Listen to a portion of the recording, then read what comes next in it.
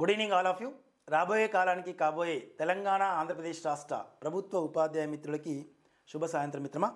Right, ఈరోజు మన యొక్క డిస్కషన్లో భాగంగా కొంతవరకు history, civics, economy, geography DSC పరీక్షలను ఉద్దేశించి క్విక్ రివిజన్లో భాగంగా మనం ముందడుగేయడం జరుగుతుంది.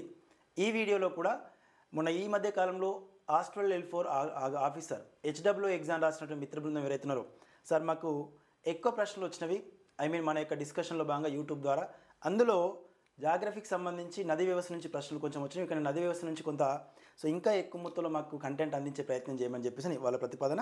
అలా నది వ్యవస్థకు సంబంధించి మనకి సోషల్ కంటెంట్ ఏదైతే ఉందో జాగ్రఫీలో 7వ తరగతిలో ఉన్న వర్షం, నదులు అనేటువంటి పాఠ్యాంశం దృష్ట్యా 10వ తరగతిలో ఉన్న నదులు, నీటిపారుదల వ్యవస్థ అనే పాఠ్యాంశం ఆంధ్రప్రదేశ్ రాష్ట్ర అభ్యర్థులు కూడా నది వ్యవస్థ, నీటిపారుదల వ్యవస్థ ఉంటుంది. దాంతోపాటు ఇంటర్ సెకండ్ ఇయర్లో ఉన్న నది వ్యవస్థ అనే పాఠ్యాంశం ఈ అన్నింటినీ కొనసాగించుకుంటూ ముందుకెళ్లే ప్రయత్నం చేద్దాం. దానికి తోడుగా మనకి ఈ టాపిక్ అనేది ఈ ప్రశ్నల యొక్క విశ్లేషణ గ్రూప్ 1, గ్రూప్ 2, గ్రూప్ 3 తదితర అన్ని రకాల పోటీ పరీక్షలు ప్రిపేర్ అయ్యే అభ్యర్థులు కూడా ఉపయుక్తమవుతుంది. గ్రూప్స్ అనే కాదు, గ్రూప్స్తో పాటు ఇతర పోటీ పరీక్షలు ప్రిపేర్ అయ్యే వాళ్ళు కూడా ఉపయుక్తమవుతుంది మిత్రమా. ఎందుకంటే ఇంటర్ని కనెక్ట్ చేసుకుంటూ ముందు అడిగేస్తున్నాం కాబట్టి. Right sir, yes. వాయిస్ క్లియర్గా ఉంటే ఒక చిన్న మెసేజ్ పెట్టండి sir. Voice is clear. Right మిత్రమా, వాయిస్ క్లియర్గా ఉందా? రైట్ సార్, ఆల్ వ్యూయర్స్ అందరికీ కూడా right sir. Voice is clear. Right sir, yes. ఒకసారి గమనించే ప్రయత్నం చేయండి సార్. వాయిస్ క్లియర్గా ఉందా? ఎస్ మిత్రమా, రైట్. ప్రశ్నలోకి వెళ్ళే ప్రయత్నం చేద్దాం సార్, ఇక టైం వృధా చేయకుండా. ఎస్ మిత్రమా, మీకు ఒక చిన్న ప్రతిపాదన ఈ యొక్క మన యొక్క నోటిఫికేషన్ నిమిత్తం గమనించినట్టయితే మన వెంకట్ సార్ ఆన్లైన్ క్లాస్ యాప్లో మనకి స్కూల్ అసిస్టెంట్ సోషల్ వాళ్ళకి, ఎస్జిటి వాళ్ళకి అత్యంత ప్రామాణికంగా రూపొందించిన టెస్ట్ సిరీస్ అందుబాటులో ఉంది మిత్రమా. తక్కువ సమయంలో ఎక్కువ మొత్తంలో ఉపయుక్తమయ్యే విధంగా గ్రాండ్ టెస్ట్లు కూడా స్టార్ట్ అయినవి. సబ్జెక్ట్ వైజ్గా తరగతి వైజ్ టెస్ట్లు అన్నిటి కూడా అప్లోడ్ చేస్తూ వచ్చాం. స్కూల్ అసిస్టెంట్ సోషల్ వాళ్ళకైతే అన్ని టెస్టులు అప్లోడ్ అయినవి. ఇలా ఇప్పుడు ఇంటర్కు సంబంధించినటువంటి టెస్టులతో పాటుగా గ్రాండ్ టెస్ట్లు అనేవి కంప్లీట్గా ప్రారంభమైనవి. మనకి ఇప్పటికే 2 గ్రాండ్ టెస్ట్లు అనేవి ఎక్కువ మొత్తంలో ఏర్పాటు చేసాం. అప్ టు ఎగ్జామ్ వరకు మరో 8 గ్రాండ్ టెస్ట్లు అనేవి ఇందులో అప్లోడ్ చేయడం జరుగుతుంది. రైట్ సార్, సుమారుగా ఒక 138 టెస్టులు ఇప్పటికే ఇందులో పొందుపరిచాం మిత్రమా. ఇంకా రిమైనింగ్ మనకు ఒక 12 వరకు, అంటే అప్రాక్సిమేట్ ఒక 150 టెస్టుల వరకు ఉంటుంది తరగతి వైజ్గా, చాప్టర్ వారీగా. ఇక్కడ స్కూల్ అసిస్టెంట్ సోషల్ క్రాక్ చేయడంలో భాగంగా సోషల్ కంటెంట్ ఇంటర్మీడియట్ వరకు కవర్ చేస్తూ PIE, social methodology, GK and current అఫైర్స్ని, లేటెస్ట్ జీకే అండ్ కరెంట్ అఫైర్స్ని రిమైనింగ్ మన ఎక్స్పెక్టెడ్ క్వశ్చన్స్ దృష్ట్యా ఏర్పాటు చేసుకుంటూ మనం ముందు రావడం జరిగింది. ఎవ్రీ టెస్ట్ పాఠ్యాంశం కవర్ అయ్యేటట్టుగా ఉంటుంది. ఆ టెస్ట్లో ప్రధానంగా ప్రశ్నల సంఖ్య 50, 60, 70 వరకు ఉంటుంది. రైట్ సార్, ప్రశ్నపత్రం దృష్ట్యా మనకి ప్రశ్నలు ఆ టాపిక్ మొత్తం కవర్ అయ్యేటట్టు ఏర్పాటు చేసాం.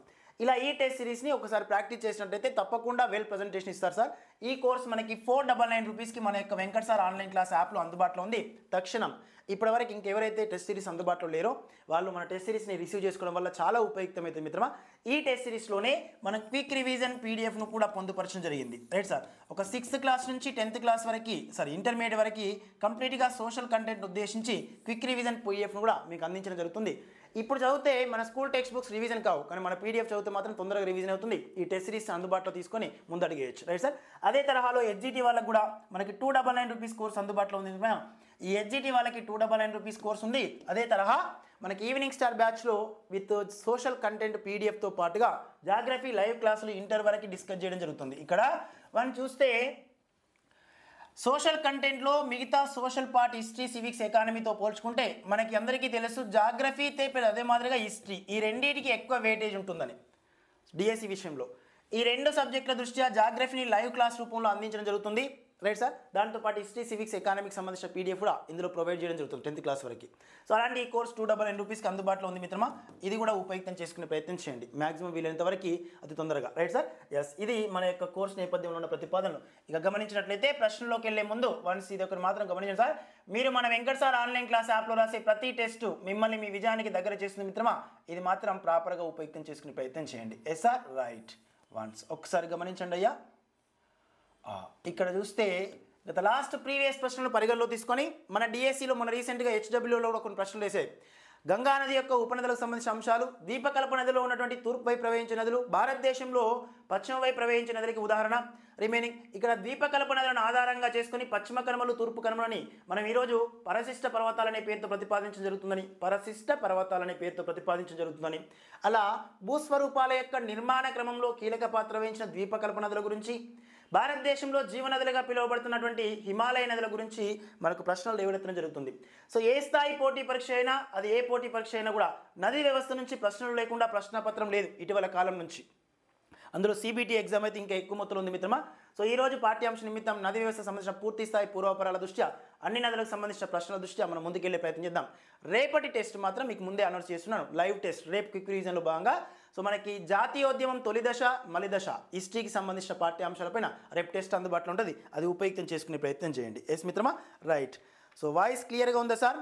వాయిస్ ఇక్కడైతే నా దగ్గర అయితే క్లియర్ ఉంది మిత్రమా, మీరు కొంచెం క్లియర్గా చూసుకునే ప్రయత్నం చేయండి అయ్యా. Once is a clear, right. రేపటి టెస్ట్ గుర్తుపెట్టుకోండి సార్, 8వ తరగతి హిస్టరీకి సంబంధించిన జాతీయోద్యమం తొలి దశ మలి దశని పరిగణలో తీసుకునే ప్రయత్నం చేయండి. Yes sir, right.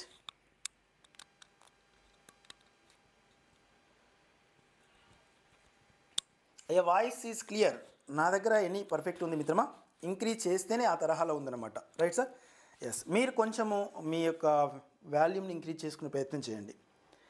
Yes sir, right మిత్రమా. ఇంకా మనకు తెలిసిన మిత్రులకి, తెలిసిన ఫ్రెండ్స్కి మన యొక్క నోటిఫికేషన్ షేర్ చేసే ప్రయత్నం చేయండి. ఇప్పటికీ లైవ్లో ఉన్న మిత్రులు ఇంకెవరైతే ఉన్నారో, రైట్ మిత్రమా, బాగా గమనించండి సార్. వీడియో చూసిన మిత్రులు కానీ, లైవ్ చేసిన మిత్రులు కానీ, మీ ప్రిపరేషన్లో స్కూల్ అసిస్టెంట్ సోషల్ వాళ్ళకి, HGT వాళ్ళకి టెస్ట్ సిరీస్ మన వెంకట్ సార్ ఆన్లైన్ క్లాస్ యాప్లో రిసీజ్ చాలా ఉపయుక్తమైతే మిత్రమా. పీడిఎఫ్లో ఉన్నటువంటి కోర్సుగా ఆ PDF చదువుతూ ఆ టెస్ట్లు ఇచ్చినట్లయితే 100% ఉపయుక్తమవుతుంది, యూజ్ చేసుకునే ప్రయత్నం చేయండి. రైట్ సార్, ఎస్ తప్పకుండా సార్. ఒకసారి గమనించి ఆన్సర్ గుర్తించే ప్రయత్నం చేయండి sir. So question number 1, once give the answer please. So live test నిమిత్తం కొంచెం తొందరగా చేసే ప్రయత్నం చేయండి. సింధు నదికి సంబంధించి సరైనటువంటి ప్రతిపాదనని ఆన్సర్ చేయండి. సింధు నదికి సంబంధించి సరైనటువంటి ప్రతిపాదన. రైట్ మిత్రమా, give the answer please sir. Yes, ఫాస్ట్గా.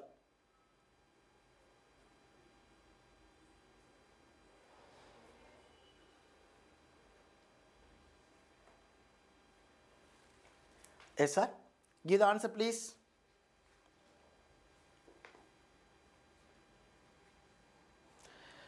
నదీ వ్యవస్థ అన్నాం, భూమి ఉపరితలంపై 2 విశాలవంతమైన భూభాగాలను విభజిస్తూ ప్రవహించే జల విభాజక క్షేత్రాన్ని మనం నదులు అని పేర్కొన్నాం. ఈరోజు భూమి ఉపరితలంపై మంచినీటిని అందించేది, నాటి చరిత్రకి నాంది పలికినటువంటి ప్రధానమైనటువంటి భూభాగాలు కూడా ఈ నది వ్యవస్థ ద్వారానే ఏర్పడ్డవి. సో నదులు అనేవి మన మానవుని యొక్క జీవన విధానంలో అత్యంత కీలకమైన పాత్ర వహిస్తుంది.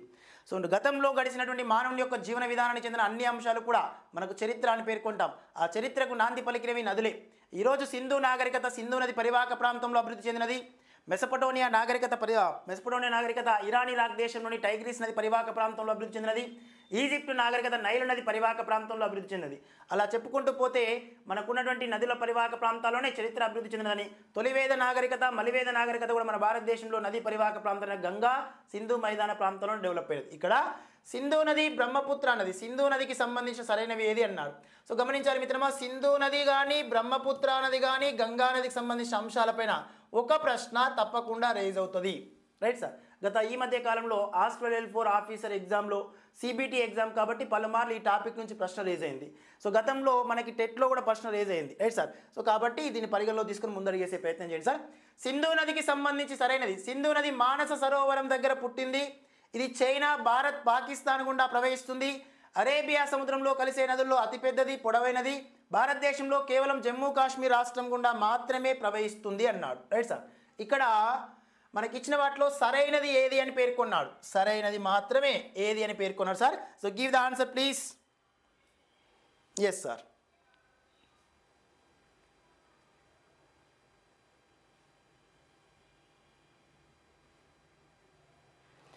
స్మైలీ గారు తప్పకుండా. Right sir. Give the answer please all viewers. గమనించండి సార్, సింధు నది మానస సరోవరం సరస్సు దగ్గరనే పుడుతుంది. Right sir. ఒకసారి గమనించినట్లయితే ఎస్, ఒకసారి గమనించే ప్రయత్నం చేయండి మిత్రమా. ఎస్, ఒకసారి చూస్తే మన యొక్క సింధు నది పరివాహక ప్రాంతాన్ని, సింధు నది యొక్క పరిసర ప్రాంతాన్ని పరిగణలో తీసుకున్నట్లయితే ఎస్, రైట్ సార్. సో ఇది మన యొక్క పాఠ్యాంశ నిమిత్తం మన యొక్క నదీ వ్యవస్థ అనేటటువంటి ప్రతిపాదన సార్. నదీ వ్యవస్థను ఉద్దేశించి ప్రశ్నలు లేకుండా ప్రశ్నపత్రం ఉండదు. ఇది ఒకసారి గమనించే ప్రయత్నం చేయాలి మిత్రులందరూ కూడా. Right sir. కొంచెం ఆలస్యమైనా కూడా నిలకడగా ఉండే ప్రయత్నం చేయండి సార్. సో మీరు కేటాయించినటువంటి మన యొక్క సమయం ఏదైతుందో ఈ సమయం దృష్ట్యా మిమ్మల్ని వృధా చేయకుండా మీకు ఎక్కువ మొత్తంలో సమాచారాన్ని అందించేటటువంటి ప్రత్యామ్నాయ మార్గంలో నేను ముందుకెళ్లే ప్రయత్నం చేస్తాను. Right sir. Yes. So all viewers, రాబోయే కాలానికి కాబోయే ఉపాధ్యాయ మిత్రులందరికీ కూడా గమనించండి sir. So this is one మనకు ఉన్నటువంటి భారతదేశం. Right sir. భారతదేశం యొక్క ముఖ చిత్రాన్ని పరిగణలో తీసుకొని మనం చదువుతూ ఉన్నట్లయితే భారతదేశం యొక్క ముఖ భాగం దృష్ట్యా వన్స్ ఒకసారి గమనించండి అయ్యా.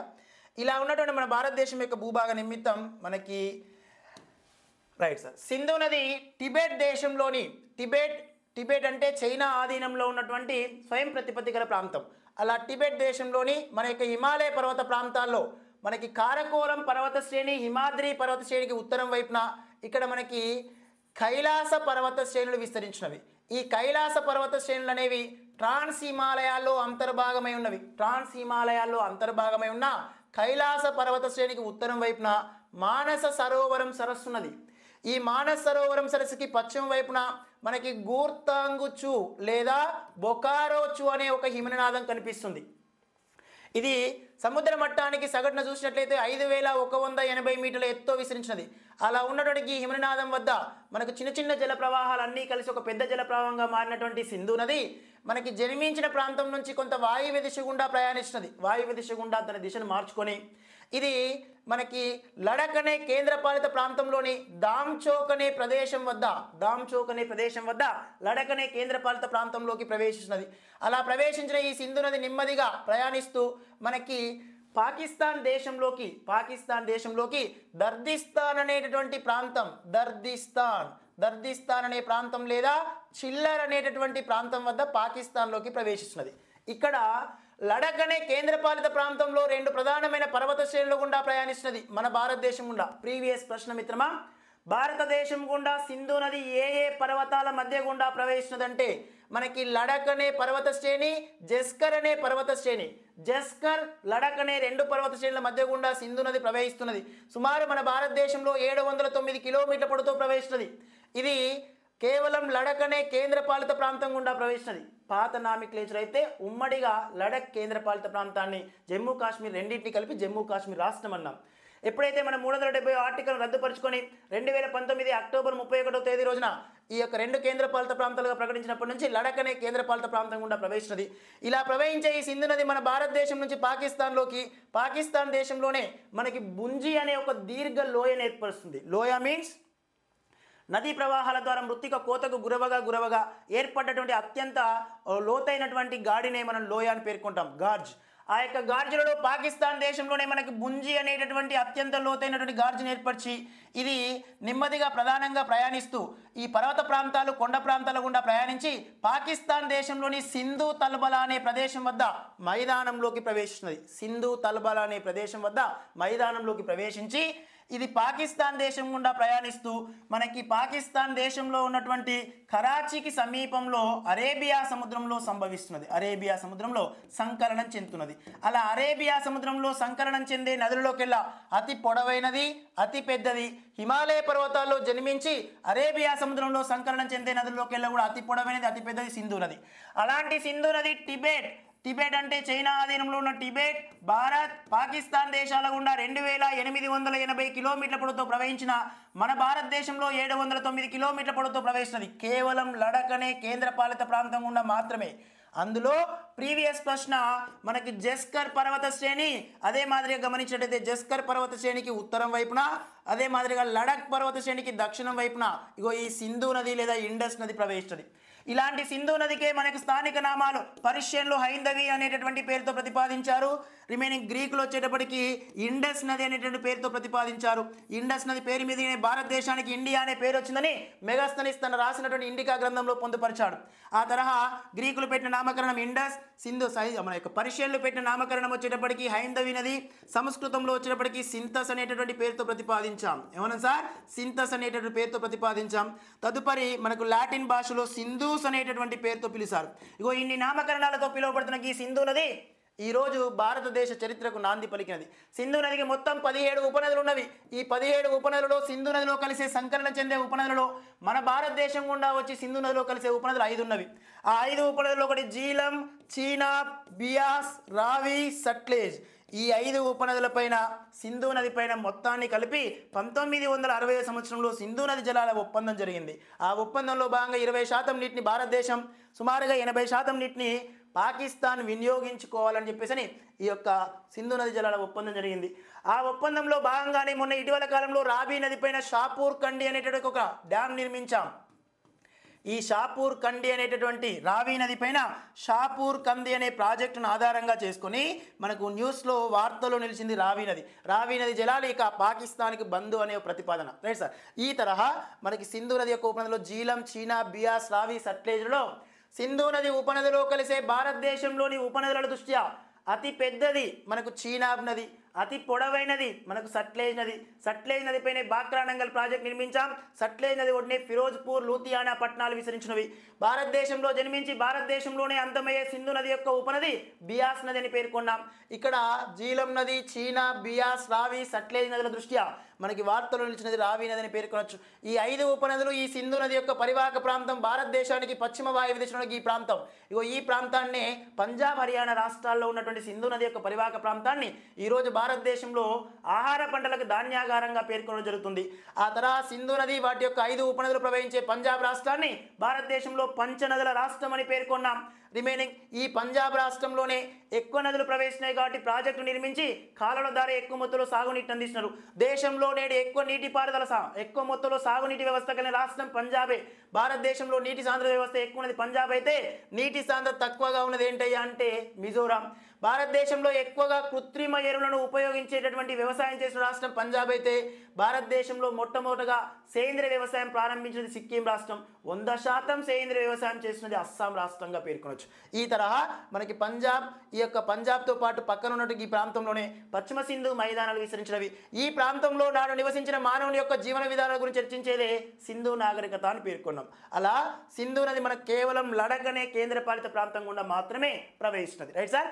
ఈ జీలం నది ఒడ్డున మనకి జీలం నది పైన జీలం నది ఒడ్డున శ్రీనగర్ పట్టణం ఉంది.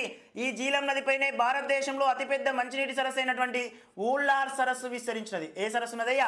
ఊళ్ళార్ సరస్సు. ఊళ్ళార్ సరస్సు అనేది ఒక ఆక్సుబౌ రకానికి చెందిన సరస్సుగా పేర్కొనవచ్చు. ఆక్సుబౌ రకానికి చెందిన సరస్సు. మనకి నదీ ప్రవాహ మార్గం ఏదైతే ఉందో మిత్రమా, ఈ నదీ ప్రవాహ మార్గంలో మనకి ఎద్దు అడుగు ఆకారంలో ఏర్పడ్డటువంటి సరస్సులు ఏవైతున్నాయో వాటిని ఆక్సుబౌ రకానికి చెందిన సరస్సులు అని పేర్కొంటాం. అలా భారతదేశంలో అతిపెద్ద మంచినీటి సరస్సు, అతిపెద్ద ఆక్సుబౌ రకానికి చెందిన సరస్సు ఏదంటే మనకు జీలం నది పైన ఉన్నటువంటి ఊళ్ళార్ సరస్సు అని పేర్కొనవచ్చు. ఇది సింధు నది యొక్క ప్రస్తావన. ఈ విధంగా ఉన్న సింధు నది దృష్ట్యా సింధు నది మానస్ సరోవరం సరస్సు వద్ద పుట్టింది. రిమైనింగ్ ఇది చైనా, భారత్, పాకిస్తాన్ దేశాల గుండా ప్రవేశించింది.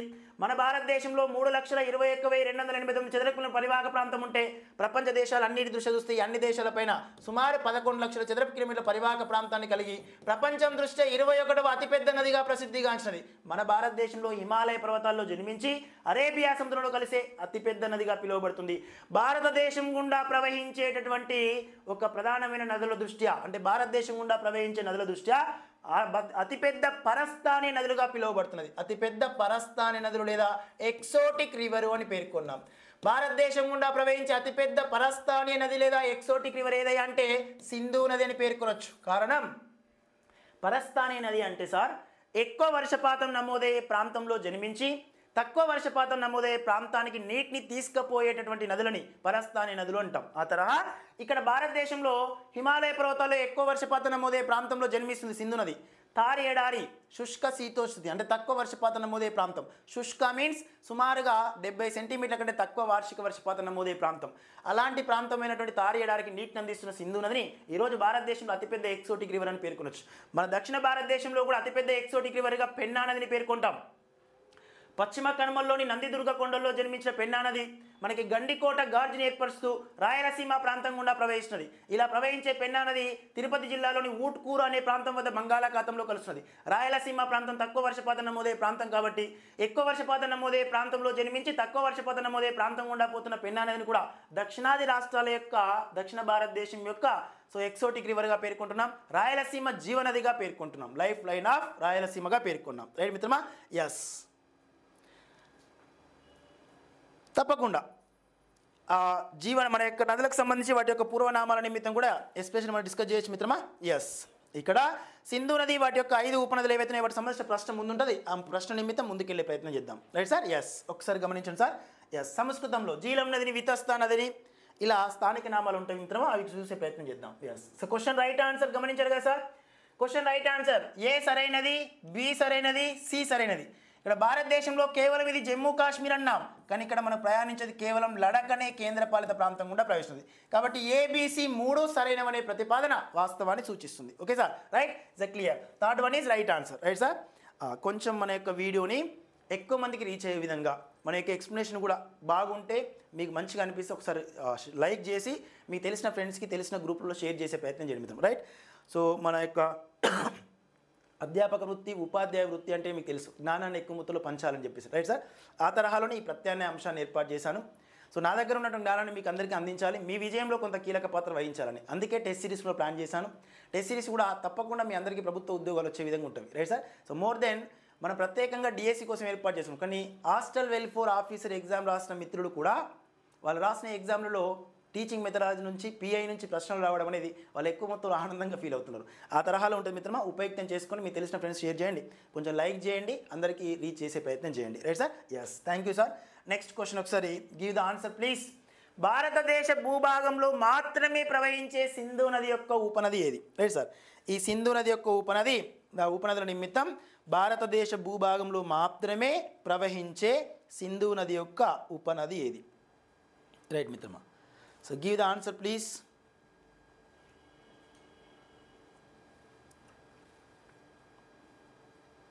భారతదేశ భూభాగంలో మాత్రమే ప్రవహించే సింధు నది యొక్క ఉపనది.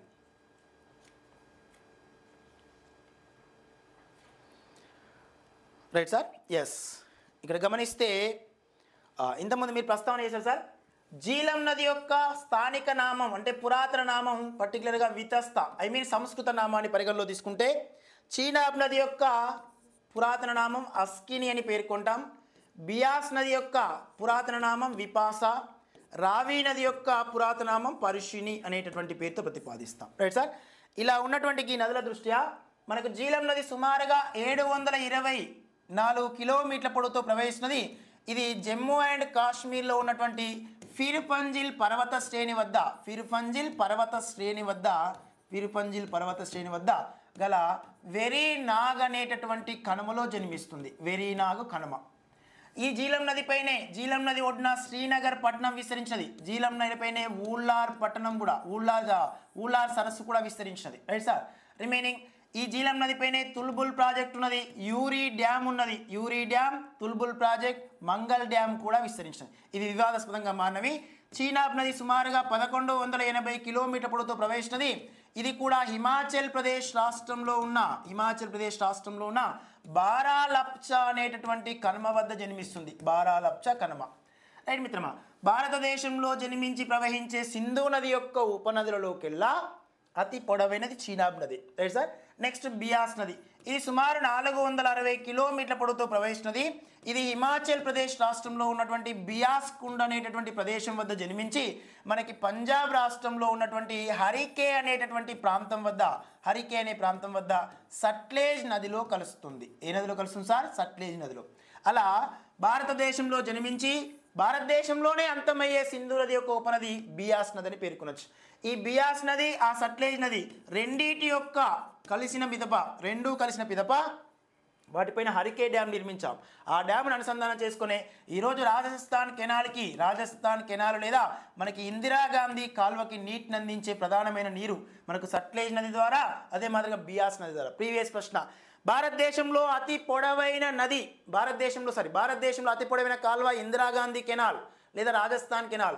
ఈ రాజస్థాన్ కెనాల్కి నీటిని అందించే ప్రధానమైన నదులు ఏవై అంటే బియాస్ నది, సట్లెజ్ నదులు. ఇక రిమైనింగ్ రావి నది ఇటీవల కాలంలో వార్తల్లో నిలిచినది. ఇది 720 కిలోమీటర్ల పొడవుతో ప్రవేశించినది. ఈ రావి నది హిమాచల్ ప్రదేశ్ రాష్ట్రంలో ఉన్న రోహతాంగ్ కనుమ, ఈ రోహతాంగ్ కనుమ వద్ద జన్మిస్తున్నది. రోహతాంగ్ కనుమ. రిమైనింగ్ రావి నది పైన షాపూర్ కండి అనే ఒక ప్రాజెక్ట్ నిర్మించాం. ఆ ప్రాజెక్టు పరిణామ క్రమాల దృష్ట్యా ఇటీవల కాలంలో రావి నది నీళ్లు పాకిస్తాన్కు బంద్ అనే ఒక స్టేట్మెంట్తో వార్తలు నిలిచింది. అలాంటి రావి నది ఒడ్డున దశరాజ యుద్ధం జరిగినది అని చరిత్ర చెప్తుంది. దశరాజ యుద్ధం ఏ నది ఒడ్డున జరిగిందయ్యా అంటే రావి నది ఒడ్డునే జరిగింది. రావి నదిని భారతదేశంలో ఐరావతం అన్నాం, పాకిస్తాన్లో లాహోర్ నది అనే పేరుతో ప్రతిపాదించారు. ఈ తరహా జీలం, చీనాబ్, బియాస్, రావి నదులతో పాటు సట్లెజ్ నది దృష్ట్యా భారతదేశంలో సింధు నది ఉపనదులకెల్లా ఎక్కువగా ఉపయోగపడే ఉపనది ఏది అంటే సట్లెజ్ భారతదేశానికి. రైట్ సార్, పాకిస్తాన్కి ఎక్కువగా ఉపయోగపడే నది ఏది అంటే రావి నది. ఇందులో మనకి గమనించండి మిత్రమా, సింధు నది జలాల ఒప్పందంలో భాగంగా మన భారతదేశానికి ఎక్కువ మొత్తంలో అంటే నియంతృత్వం కలిగిన సింధు నది ఉపనదులు ఏవయ్యా అంటే ఇగో ఈ బీఆర్ఎస్ని గుర్తుపెట్టుకోండి సార్. ఇది సింధు నది జలాల ఒప్పందంలో భాగంగా సింధు నది జలాల ఒప్పందంలో భాగంగా భారతదేశానికి నియంతృత్వం కలిగిన నదులు ఇవే బీఆర్ఎస్, రైట్ సార్. బియాస్ నది, రావి నది, సట్లెజ్ నది, ఈ నదులపై నీటిని ఎంతవరకు వీలైతే అంతవరకు వినియోగించుకోవచ్చు. కానీ ఈ నదులపై నీటిని వినియోగించుకోవచ్చు తప్ప వీటిపై ప్రాజెక్ట్ నిర్మించి ఇతర నదులకి అనుసంధానం చేయరాదు, రైట్ సార్. జల విద్యుత్ శక్తి కోసం కానీ సాగునీటి కోసం త్రాగునీటి కోసం వినియోగించుకోవచ్చు. కానీ ఈ నదుల నీటిని వేరే ఇతర ప్రాంతాల్లో ప్రవహించే నదులకి అనుసంధానం చేయడం అనేది చేయకూడదు. అలాంటి నియంతృత్వంతో కూడుకున్న ప్రతిపాదన మనకు బీఆర్ఎస్ అనే నదులపైన మనకి ఎక్కువ మొత్తంలో ప్రతిపాదన ఉంది, రైట్ సార్. ఎస్, రైట్ మిత్రమా. నెక్స్ట్ సార్, చంద్రభాగా అనే రెండు నదుల కలయిక వలనే చీనాబ్ నది అనేది జన్మిస్తుంది. చీనాబ్ నదిలో ఇప్పుడు ఈ జీలం నది వచ్చి చీనాబ్లోనే కలుస్తుంది, రావి నది చీనాబ్లోనే కలుస్తుంది. అందుకే సింధు నదిని ఉపనదిలోకి వెళ్ళి చీనాబ్ నది అతిపెద్ద ఉపనదిగా పేర్కొంటాం. భారతదేశంలో అతి పొడవైన ఉపనది యమునా నది 1376 కిలోమీటర్ పొడవుతో ప్రవేశించినది. మన భారతదేశంలో రెండవ అతి పొడవైన ఉపనది చీనాబ్ నది. భారతదేశంలో అతి పొడవైన అంతర్జాతీయ ఉపనది సట్లెజ్ నది. సట్లెజ్ నది ఒడ్డున పంజాబ్ రాష్ట్రంలోని ఫిరోజ్పూర్, లూథియానా పట్టణాలు విస్తరించినవి. ఇవి గుర్తుపెట్టుకునే ప్రయత్నం చేయండి sir. Question right answer, third option is question right ఆన్సర్గా పేర్కొనవచ్చు. థర్డ్ వన్ ఈస్ క్వశ్చన్కి రైట్ ఆన్సర్గా పేర్కొనవచ్చు. Is it clear? Right sir. Yes మిత్రమా, రైట్. ఒకసారి నెక్స్ట్ క్వశ్చన్ సార్, క్రింది వాటిని జతపరచండి అయ్యా. క్రింది వాటిని ఒకసారి జతపరిచే ప్రయత్నం చేయండి sir. Yes, all viewers, right sir. లైవ్లో ఉన్న వాళ్ళు ఎక్కువ, లైక్ చేసే వాళ్ళు తక్కువ, రైట్ సార్. సో ఏమైనా ఇబ్బందికరంగా ఉందా? స్పీడ్ అయితే చెప్పండి, స్లో చేసే ప్రయత్నం చేద్దాం. స్లో అయితే చెప్పండి, స్పీడ్ చేసే ప్రయత్నం చేద్దాం, రైట్ సార్. ఓకేనా? రైట్ మిత్రమా. So give the answer please. Answer చేయండి సార్. ఇంతకుముందు చెప్పాం కదా ఈ క్రింది వాటిని జతపరచండి అని. So give the answer please.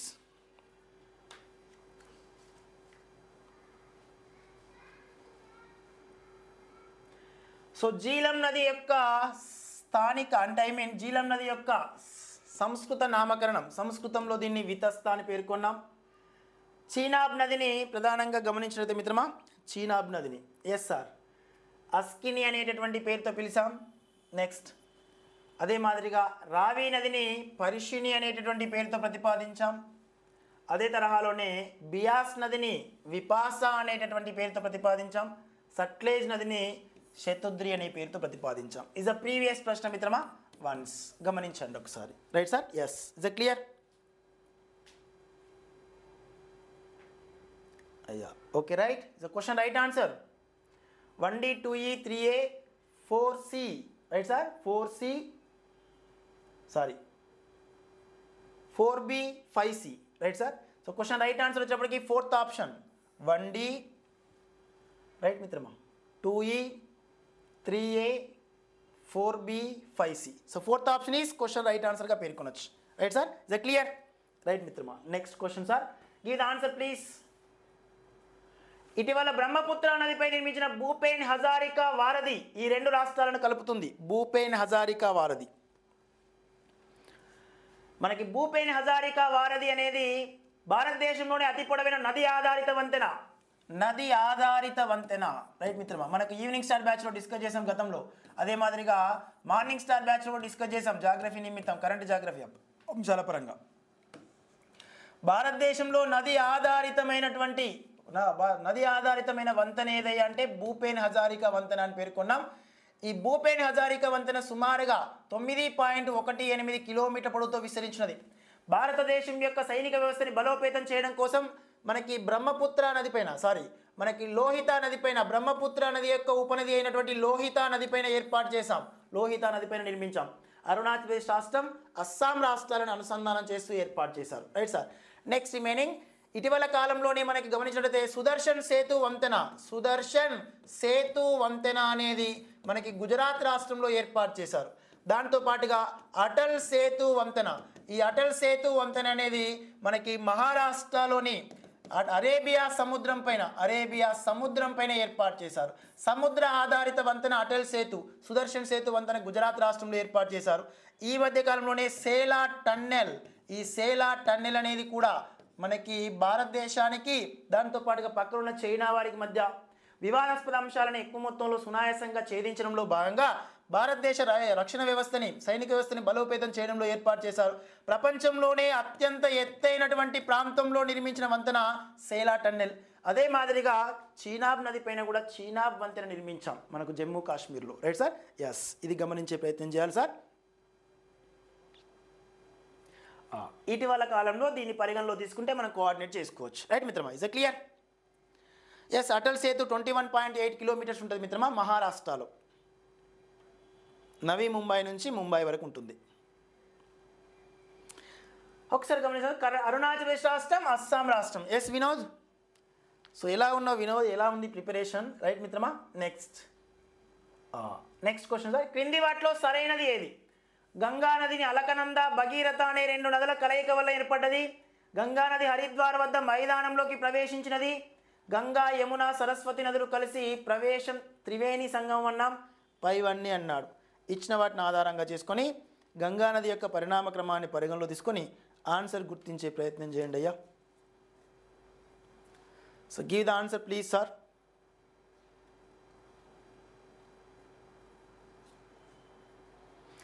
ఇక్కడ ఇంతకుముందు బోగ్బిల్ వంతెన కూడా సార్, బోగ్బిల్ వంతెన బ్రహ్మపుత్ర నదిపై ఏర్పాటు చేసిన భారతదేశంలో అతి పొడవైన రోడ్డు కమ్ రైల్వే వంతెన.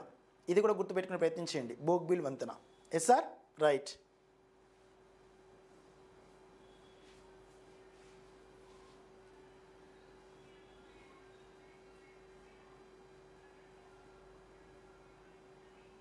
ఎస్, మొన్న రీసెంట్గా మనకు వార్తలు వచ్చింది చీనాబ్ రైల్వే వంతెన. చీనాబ్ రైల్వే వంతెన అనేది జమ్మూ కాశ్మీర్లోని రాశి జిల్లాలో నిర్మించారు. ప్రపంచంలోని అత్యంత ఎత్తైన ప్రాంతంలో నిర్మించిన వంతెన.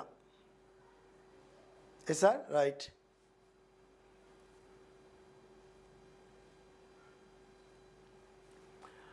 ఇక్కడ గంగా నది అలకనంద, భగీరథ అనే 2 నదుల కలయిక వలన ఏర్పడ్డదని, గంగా నది హరిద్వార్ వద్ద మైదానంలోకి ప్రవేశించినదని, గంగా యమున సరస్వతి నదులు కలిసే ప్రదేశాన్ని త్రివేణి సంగమం అన్నామని, కింది వాటిలో సరైనది ఏది అనేటటువంటి పేరుతో ప్రతిపాదించిన మిత్రమా.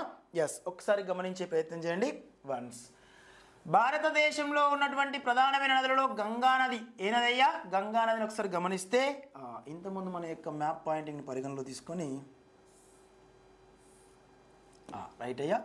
ఇగో ఇలా కనిపిస్తున్నటువంటి ఈ యొక్క గంగా నది ఒకసారి గమనించినట్లయితే మిత్రమా, గంగా నది యొక్క పరివాహక ప్రాంతాన్ని పరిగణలో తీసుకుంటే గంగా నది. Right sir? ఎస్, ఇబ్బంది అయితే ఏం లేదు కదా సార్? ఏమైనా ఇబ్బంది ఉంటే తెలియపరచండి. Right sir? Okay, right sir.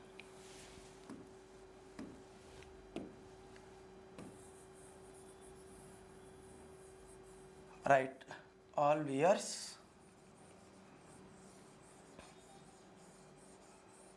Right sir, is it clear? అక్కడికే వచ్చాం మనం. స్థానిక నామాలే ఇస్ ద మోస్ట్ ఇంపార్టెంట్ అన్నమాట. మనకు ప్రత్యేకంగా స్థానిక నామాల నుంచి ఎక్కువ మొత్తంలో ప్రశ్నలు వస్తాయి మిత్రమా, అవి గమనించే ప్రయత్నం చేయాలి సార్. ఇక్కడ గమనిస్తే ఒకసారి గంగా నది ఏ నది మిత్రమా? గంగా నది. Yes sir. ఇగో ఈ గంగా నది యొక్క మొత్తం పొడవు 2525 కిలోమీటర్లు. రీసెంట్గా మనకి హాస్టల్ వెల్ఫేర్ ఆఫీసర్ ఎగ్జామ్లో ప్రశ్న రేజ్ అయింది. ఓ మిత్రుడు తెలియపరిచాడు.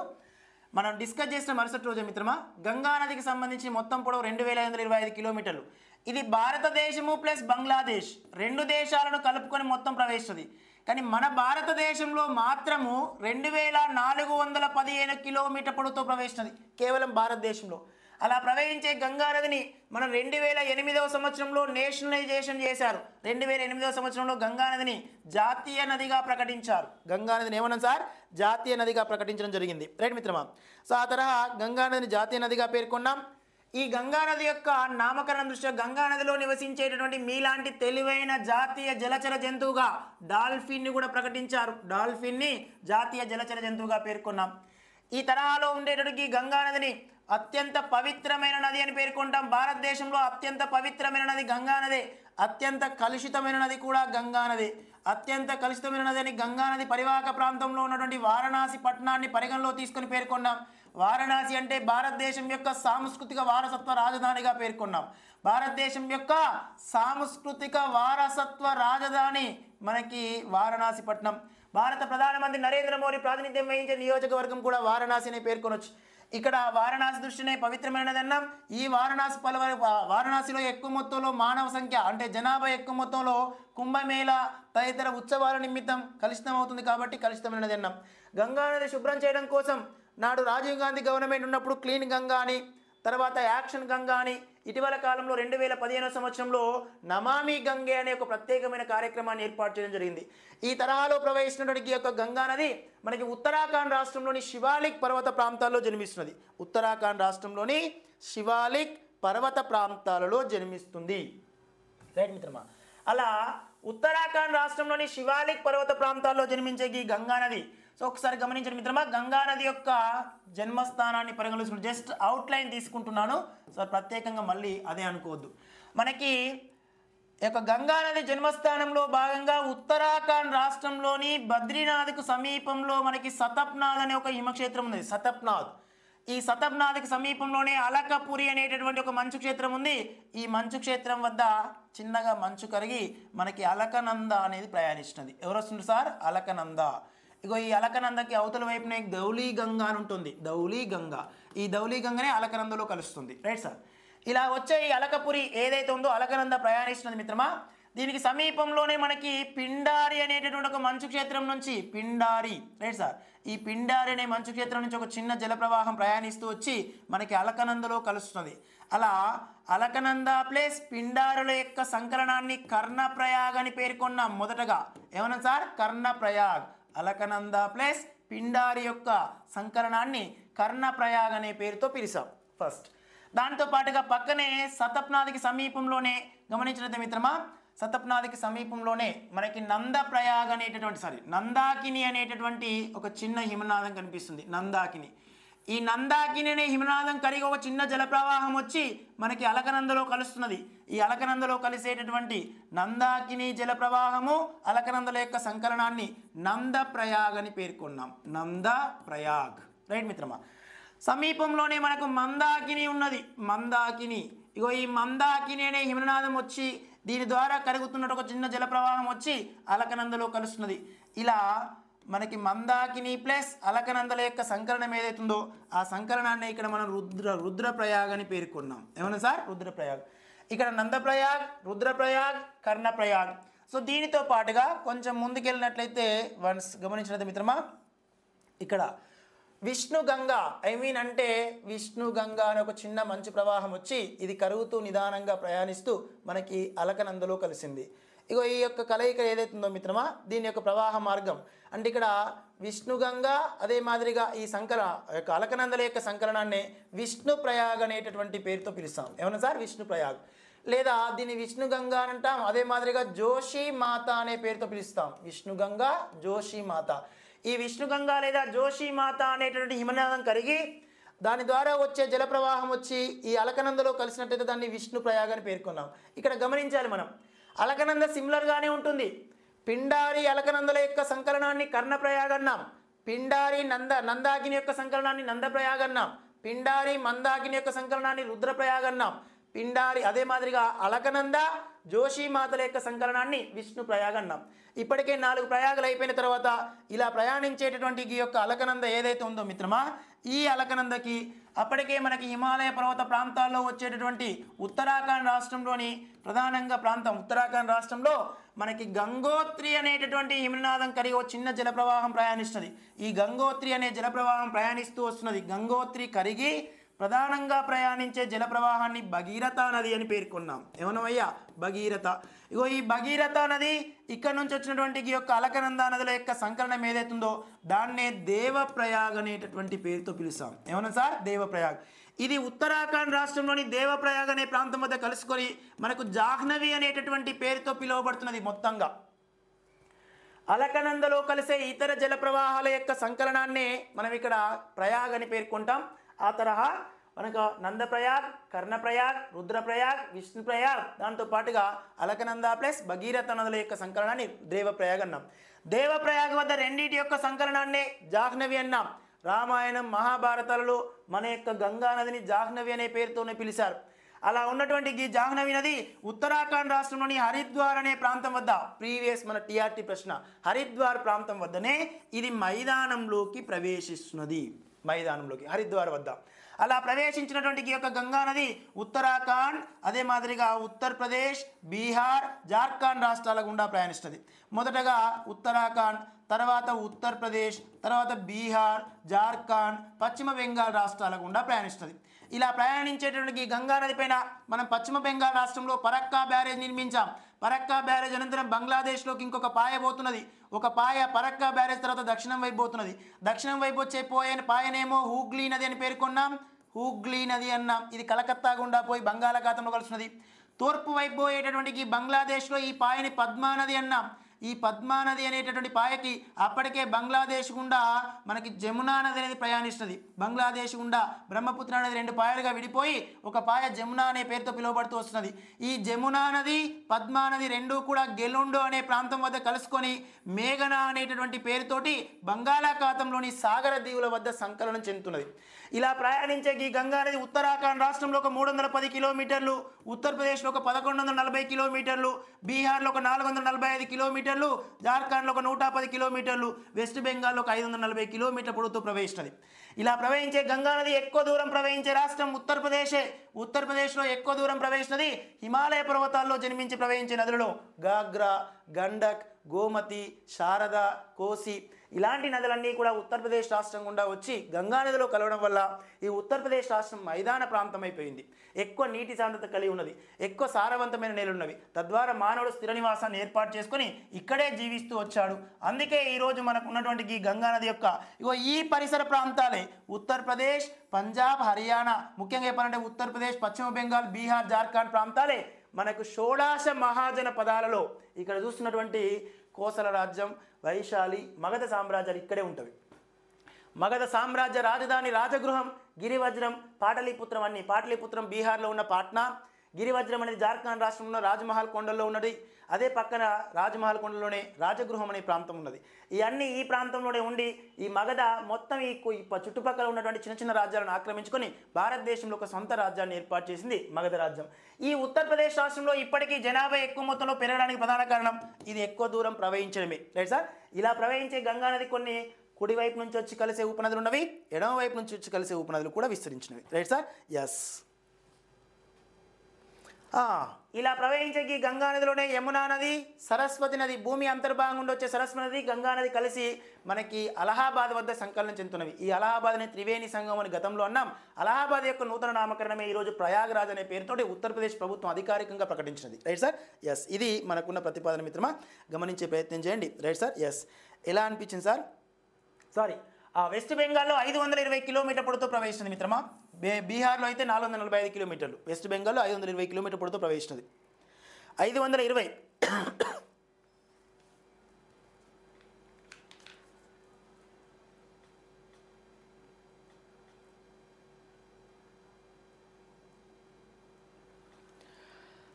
అయ్యా శ్రీవాణి మ్యామ్, చూసే ప్రత్యామ్నాయ అంశాన్ని బట్టి కొంచెం క్లారిటీగా మనకి గంగా నది యొక్క జన్మస్థానం, అది ప్రవహించే మార్గాన్ని బట్టి మనం ఒక క్లారిటీ ఇచ్చాం, జస్ట్ అవుట్లైన్ మాత్రమే. Right sir. సో మీరు ఒకసారి మార్నింగ్ స్టార్ బ్యాచ్లో గ్రూప్స్ విషయంలో, ఈవినింగ్ స్టార్ బ్యాచ్లో కంప్లీట్గా డిఎస్సి విషయంలో కోర్సు చూసుకుంటే ఆ కోర్సులో క్లియర్ అండ్ ట్రాన్స్పరెంట్గా ఉంటుంది. చూడండి ఒకసారి పర్టికులర్గా. ఎస్, స్టేట్ వైజ్ కూడా అడుగుతారు. Right sir. ఆయన మిమ్మల్ని టెస్ట్ చేయాలంటే ప్రత్యేకంగా అన్ని అంశాల దృష్టి అడుగుతారు మిత్రమా, అది గమనించే ప్రయత్నం చేయండి. సో క్వశ్చన్ రైట్ ఆన్సర్ ఒకసారి ఆన్సర్ గుర్తించే ప్రయత్నం చేయండి సార్. సో ఇక్కడ క్వశ్చన్కి రైట్ ఆన్సర్ ఒకసారి గమనించి, ఎస్ సార్ రైట్. క్రింది వానిలో సరైనది. గంగా నది అలకనంద, భగీరథ అనే రెండు కలంద్ర కలయికతో ఏర్పడ్డది. ఇగో ఈ రెండింటి యొక్క కలయిక ఏదైతే ఉందో మిత్రమా, దీన్ని జాహ్నవి అనేటటువంటి పేరుతో పిలిచాం. ఈ రెండు కలిసే ప్రాంతమే మనకు దేవప్రయాగ్ అనేటటువంటి పేరుతో పిలుస్తున్నాం, Devprayag. Right sir. Next meaning, Ganga నది హరిద్వార్ వద్ద మైదానంలోకి ప్రవేశించినది. Right sir. హరిద్వార్ వద్దనే మైదానంలో ప్రవేశించినది. గంగా, యమున, సరస్వతి నదులు ఏవైతే ఉన్నాయో సార్, ఇగో ఈ ప్రాంతాన్నే ఇటీవల కాలంలో ఉత్తరప్రదేశ్ గవర్నమెంట్ ప్రయాగ్రాజ్ అనే పేరుతో పిలిచింది. గతంలో దీన్ని అలహాబాద్ అని పేర్కొన్నాం, అలహాబాద్ అనే పేరుతో ప్రతిపాదించాం. Yes sir right. ఇండియాలో 2415 కిలోమీటర్లు, మొత్తం 2525 కిలోమీటర్లు అయితే మన భారతదేశంలో 2415 కిలోమీటర్ల పొడవుతో ప్రవేశిస్తుంది గంగా నది. Right sir. Yes. So question right answer వచ్చేప్పటికి ఇవన్నీ సరైనవి అనేది క్వశ్చన్కి రైట్ ఆన్సర్గా పేర్కొనొచ్చు. So fourth option is question right ఆన్సర్గా పేర్కొంటాం. ఎస్ మిత్రమా, 299 రూపీస్ ఉంటుంది మ్యామ్. ఈవినింగ్ స్టార్ బ్యాచ్లో విత్ పీడిఎఫ్ ఇంక్లూడింగ్ అయి ఉంటుంది. డిఎస్సి వాళ్ళ కోసం. మార్నింగ్ స్టార్ బ్యాచ్లో అయితే కంప్లీట్గా world geography, Indian geography, Telangana geography, regional geography introduce అయి ఉంటుంది 299 రూపీస్కి. ఎస్ మిత్రమా, రైట్. నెక్స్ట్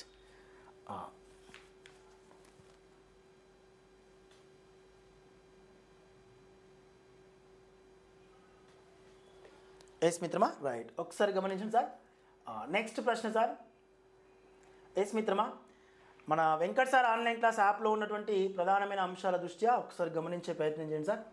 ఈ క్రింది వానిలో సరైనది ఏది? బెట్వా నదిని నేత్రా నది అని పిలుస్తారు, ఖేన్ నదిని కర్ణావతి నది అని పిలుస్తారు, సోన్ నదిని సువర్ణ నది అని పిలుస్తారు. ఇచ్చిన దాన్ని ఆధారంగా చేసుకొని ఆన్సర్ గుర్తించే ప్రయత్నం చేయండి అయ్యా. అంటే వీటన్నిటిని రామాయణం దృష్ట్యా,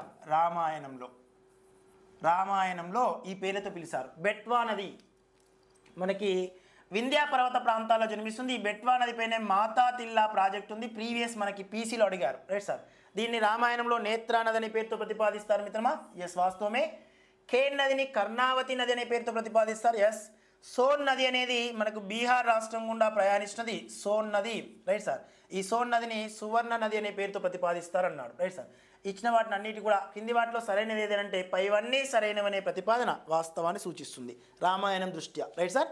yes, question right answer, fourth option. Next one మిత్రమా, క్రింది వాటిలో గోదావరి నదికి సంబంధించిన సరైన అంశం ఏది? Right sir. Is give the answer please. Give the answer please. Godavari నదికి సంబంధించిన ప్రతిపాదన కొంచెం క్లియర్ అండ్ ట్రాన్స్పరెంట్గా చూడండి మిత్రమా. గోదావరి నదికి సంబంధించిన ప్రతిపాదన. గోదావరి నది ఏ ప్రాంతంలో సంకలనం చెందుతుంది? గోదావరి నది భారతదేశంలోకెల్లా రెండవ పొడవైన నది అన్నాం, రైట్ మిత్రమా. గోదావరి నది యొక్క మొత్తం పొడవు 1465 కిలోమీటర్ల పొడవు ప్రవహిస్తున్నది. గోదావరి నది భారతదేశంలోకెల్లా రెండవ పొడవైన నది అని పేర్కొన్నాం. దక్షిణ భారతదేశంలోకెల్లా అతి పొడవైన నది అనే పేరుతో ప్రతిపాదించాం. దక్షిణ భారతదేశంలోకెల్లా అతి పొడవైన నది అనే పేరుతో ప్రతిపాదించాం. ఎస్ మిత్రమా. సో ఇది భారతదేశంలోకెల్లా రెండవ పొడవైన నది అన్నాం. భారతదేశంలో పొడవైన నది ఏదై అంటే గంగా. భారతదేశంలో రెండవ పొడవైన నది ఏదై అంటే మనకి ఇక్కడ చూసినటువంటి గోదావరి నది. దక్షిణ భారతదేశంలోకెల్లా అతి పొడవైన నది కూడా మనకి గోదావరి నదిని పేర్కొన్నాం.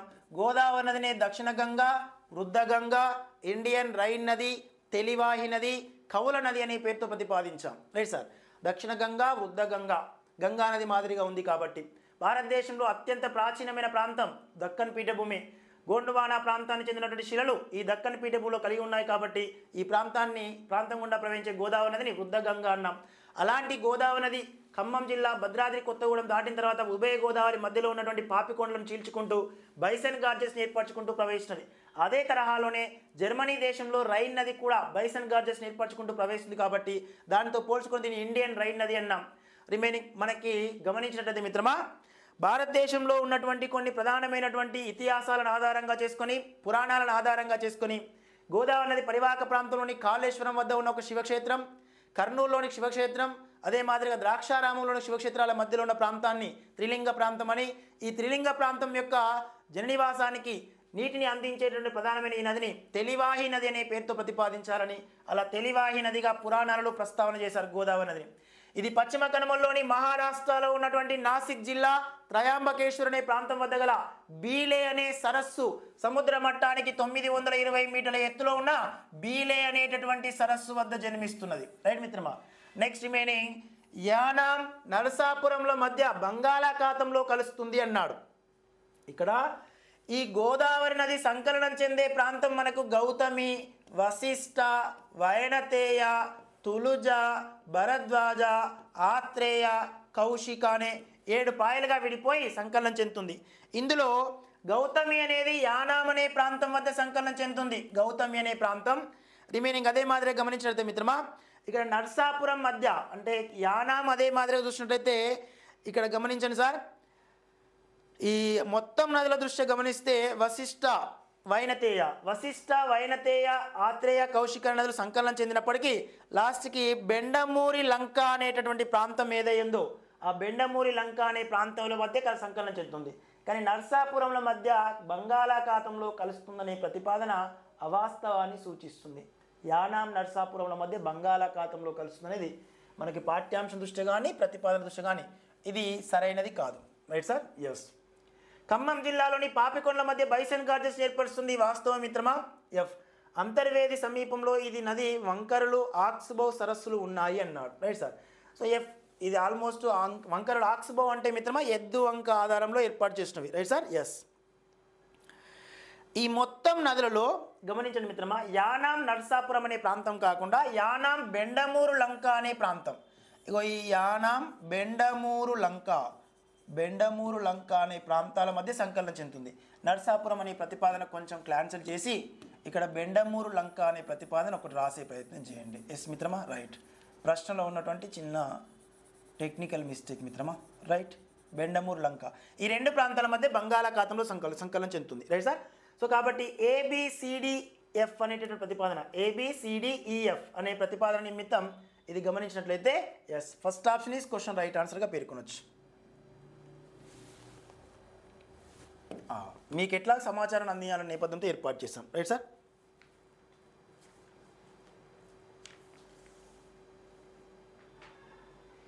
పాపికొండలు ఏపీ తెలంగాణ సరిహద్దు ప్రాంతాలు ఉంటాయి సార్. తెలంగాణ వాళ్ళు రాజు గుట్టలు, ఎల్దండ గుట్టలు, ధూమా కొండలు అంటారు. సో ఆంధ్రప్రదేశ్ రాష్ట్రం వాళ్ళు వాటిని పాపికొండలు అని చెప్పేసి పేరుతో ప్రతిపాదిస్తాం. మనం కూడా ధూమా కొండలు అనే పేరుతో ప్రతిపాదిస్తాం. Yes sir? Right. Is it clear sir? అన్నీ సరైనవి సార్. యానాం నుండి బెండమూరు లంక అనే మధ్య ప్రాంతంలో బంగాళాఖాతంలో సంకలనం చెందుతుంది. సో మన సప్త గోదావరి నది వ్యవస్థను ఏర్పరచుకుంటూ. Right sir? Yes. Is it clear? Right sir. Next one గమనించండి సార్. ఈ క్రింది వానిలో సరైనది కృష్ణానది మహాబలేశ్వరం వద్ద జన్మిస్తుంది. దక్షిణ భారతదేశంలో రెండవది, దేశంలో మూడవ పొడవైనది. కృష్ణా ఉపనదులలోకెల్లా తుంగభద్ర నది పెద్దది. రిమైనింగ్ 5 అన్ని అని చెప్పేసి అన్నాడు. ఇచ్చిన దానిలో సరైనది ఏదో ఒకసారి గమనించండి అయ్యా. సరైన దాన్ని ఆధారంగా చేసుకొని ఆన్సర్ గుర్తించే ప్రయత్నం చేయండి అయ్యా. Yes sir. కృష్ణానది ద్వీపకల్ప నదులలోకెల్లా రెండవ పెద్ద నది. భారతదేశంలో మూడవ పెద్ద నదిగా పొడవైన నదిగా పేర్కొనొచ్చు. దీన్ని శిల్పుల నది అని పేర్కొంటాం. జన్మస్థానం మహారాష్ట్రలోని పశ్చిమ కనుమల్లో ఉన్న మహాబలేశ్వరం ఆది మహాదేవుని జన్మస్థానం. ఆది మహాదేవుని ప్రాంతం వద్ద జన్మిస్తుంది. రిమైనింగ్ కృష్ణానది ప్రవాహ మార్గాన్ని పరిగణలో తీసుకున్నట్టయితే మొత్తం 1400 కిలోమీటర్ పొడవుతో ప్రవహిస్తున్నది. కృష్ణానది విజయవాడకు సమీపంలో ఉన్నటువంటి కృష్ణా జిల్లా, విజయవాడకు సమీపంలో హంసల దీవికి సుమారు 64 కిలోమీటర్ల దూరం, అంటే విజయవాడకి 64 కిలోమీటర్ల దూరంలో, విజయవాడకి 64 కిలోమీటర్ల దూరంలోని హంసల దీవి అనే ప్రాంతం వద్ద బంగాళాఖాతంలో కలుస్తున్నది. Right sir? సో ప్రీవియస్ ఎప్పుడు అడిగే ప్రశ్న సార్, కృష్ణా నదిపై మన డిఎస్లో అడిగిన ప్రశ్న. కర్ణాటక రాష్ట్రంలో నిర్మించిన డ్యాము ఆల్మట్టి డ్యామ్. ఈ ఆల్మట్టి డ్యామ్ వివాదాస్పదంగా మారింది. కృష్ణానదిపై కర్ణాటక రాష్ట్రంలో నిర్మించిన ప్రధానమైన డ్యామ్ ఏది అంటే ఆల్మట్టి డ్యామ్ అనేది ఎక్కువ మొత్తంలో అడిగేవాడు. ఇచ్చిన వాడి దృష్టి అన్నీ సరైనవే కాబట్టి ఇది గమనించే ప్రయత్నించండి. కృష్ణానది ఉపనదులలో తుంగభద్ర నది పెద్దది, కానీ పొడవైన నది ఏదై అంటే భీమా నది. పొడవైన నది భీమా నది మిత్రమా. తుంగభద్ర నది పెద్ద నది. ఈ తుంగభద్ర నది కర్ణాటక రాష్ట్రంలోని పశ్చిమ కనుమల్లో ఉన్నటువంటి వరహా పర్వత ప్రాంతాల్లో జన్మిస్తున్నది. వరహా పర్వత ప్రాంతాలలో జన్మిస్తున్నది. రైట్ మిత్రమా? ఎస్.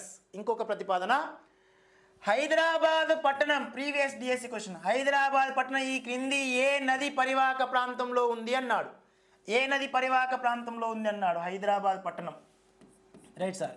హైదరాబాద్ ఏ నది పరివాహక ప్రాంతము? ఏ నది పరివాహక మీన్స్ క్యాచ్మెంట్ ఏరియా, పరివాహక ప్రాంతంలో కలదు అన్నాడు. ఆప్షన్లలో ఇచ్చాడు మిత్రమా. పక్కనే మనకి మూసీ నది, ఆ తర్వాత పక్కనే గోదావరి నది, అటు పక్కన దిండి నది, ఇటు పక్కన చూస్తే ఫ్రెండ్స్ మిత్రమా ఎస్ కృష్ణా నది. ఇచ్చిన వాటి దృష్ట్యా రైట్ ఆన్సర్ గమనించండి అయ్యా. హైదరాబాద్ ఏ నది పరివాహక ప్రాంతంలో కలదు?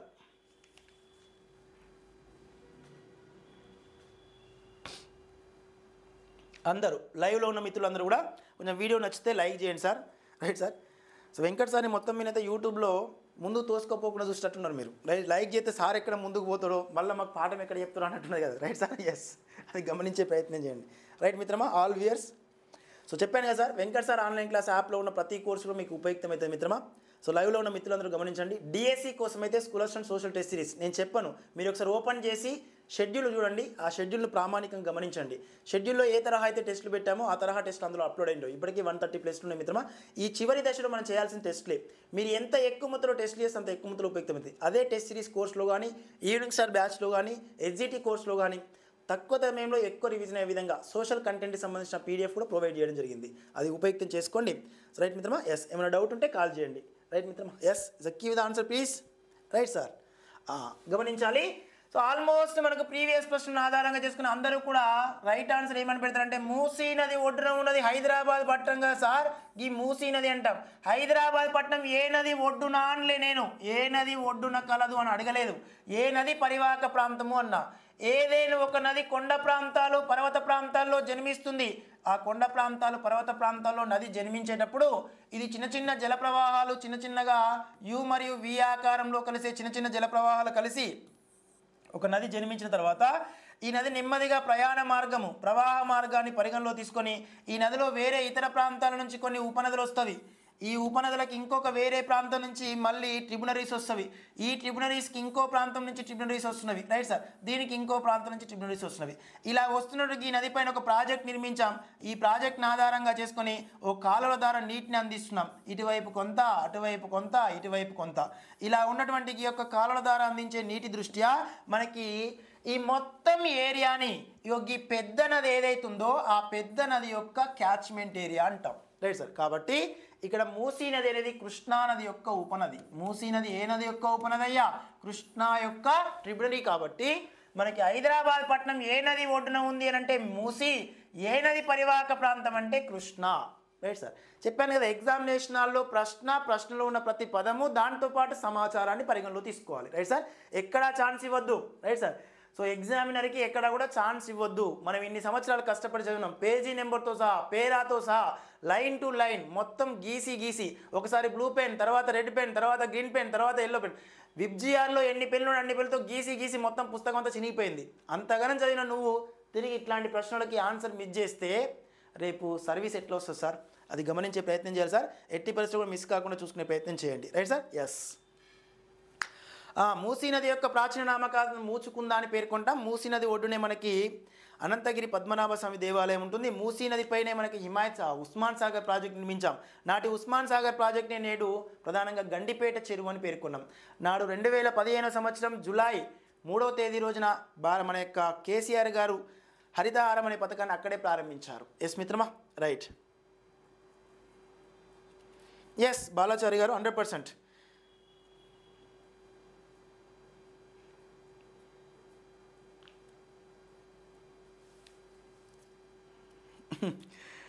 రైట్ మిత్రమా. ఎనీవే ఆల్ వ్యూయర్స్ అందరూ కూడా రైట్ సార్. నెక్స్ట్ క్వశ్చన్ ఒకసారి గమనించండి sir. Give the answer please.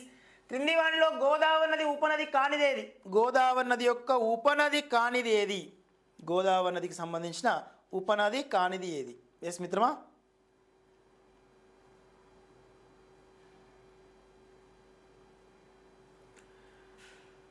Right sir, Godavari నది యొక్క ఉపనది కానిది ఏది? మనకి గోదావరి నది యొక్క ఉపనదులలో రైట్ సైడ్ కొన్ని ఉంటవి, లెఫ్ట్ సైడ్ కొన్ని ఉంటవి. రైట్ సైడ్ కొన్ని, లెఫ్ట్ సైడ్ కొన్ని కనిపిస్తాయి సార్. గోదావరి నది యొక్క పరివాహక ప్రాంతం దృష్ట్యా గోదావరి నదిలో మొదటగా కలిసే ఉపనది ఏదయ్యా అంటే మంజీరా నది. గోదావరిలో మొదటగా కలిసే ఉపనది మంజీరా నది. ఇగో ఈ మంజీరా నది రైట్ సైడ్ ఉపనది. దాంతోపాటుగా ప్రవర, మంజీరాతో పాటుగా ప్రవర మంజీరా, దాంతోపాటు ప్రవర, కిన్నెరసాని, అదే మాదిరిగా మానేరు. ఇక్కడ మానేరు అనేది రైట్ సైడ్ ఉపనది. దాంతోపాటు కిన్నెరసాని అనేది కూడా రైట్ సైడ్ ఉపనది. రైట్ సార్, మంజీరా, ప్రవర, మానేరు, కిన్నెరసాని అనేది. Right sir. నెక్స్ట్ ఇక్కడ గమనించండి మిత్రమా, ఇది Sabari. Yes sir, right.